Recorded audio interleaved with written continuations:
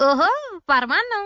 10,000 ప్రసాదాలను పక్కన పెట్టినా ప్రజలకు ఫస్ట్ ప్రైజ్ ఇచ్చింది మాత్రం పరమాన్నానికేనండోయ్. మరంత ప్రత్యేకమైన పరమాన్నాన్ని ప్రిపేర్ చేసేద్దాం రండి. ఒక గిన్నెలో కప్పుడు కడిగి పెట్టుకున్న బియ్యం వేసుకుని 3 కప్పులు నీళ్లు పోసుకుని సిమ్‌లో ఉడకబెట్టండి. ఇంకో గిన్నెలో 3 కప్పులు బెల్లం వేసుకుని అరకప్పు నీళ్లు పోసుకుని బాగా మరగబెట్టి బెల్లాన్ని కరిగించేసిన తర్వాత పక్కనెట్టేసుకోండి. ఇప్పుడు ఉడుకుతున్న అన్నంలో 3 టేబుల్ స్పూన్లు నానబెట్టిన సగ్గుబియ్యం వేసేసుకుని బాగా కలిపేసుకుని సిమ్‌లోనే ఉడకబెట్టండి. ఇంకో గిన్నెలో నెయ్యి వేసుకుని అందులోనే కొంచెం జీడిపప్పు, కిస్మిస్లు కూడా వేసుకుని దోరగా ఎగాక తీసి పక్కనెట్టేసుకోండి. సగానికి పైగా ఉడికిపోయిన అన్నంలో 3 కప్పులు పాలు పోసుకుని ఉడకబెట్టండి. బియ్యం పూర్తిగా ఉడికిపోయిన తర్వాత చల్లారిపోయిన బెల్లం పాకాన్ని కూడా వడకట్టుకుని అందులో వేసేసుకుని సిమ్‌లోనే నిదానంగా కలుపుకుంటూ ఎగరబెట్టండి. వీడియోలో చూపిస్తున్నట్టు పరమాన్నం చిక్కబడిపోయిన తర్వాత స్టవ్ ఆపేసి కొంచెం ఉప్పు, యాలకుల పొడి కూడా వేసుకుని ఓసారి కలిపేసుకుని ఆఖరిని పెట్టుకున్న జీడిపప్పు, కిస్మిస్ కూడా వేసేసుకుని అమ్మవారికి నివేదించి తర్వాత తీసుకుని తింటే ఉంటదండి. పరాయి దేశాలన్నిటిని పరిశీలించిన పరమాన్నాన్ని పడగొట్టే పదార్థాన్ని పట్టుకోవడం పాసిబుల్ కాదేమో అనిపిస్తుందండి. నచ్చితే కనుక లైక్ చేసి ఫాలో చేసండి. మీకు ఇంకేమేమి వంటకాలు కావాలో కామెంట్ సెక్షన్ లో అడిగండి. ఇంతకీ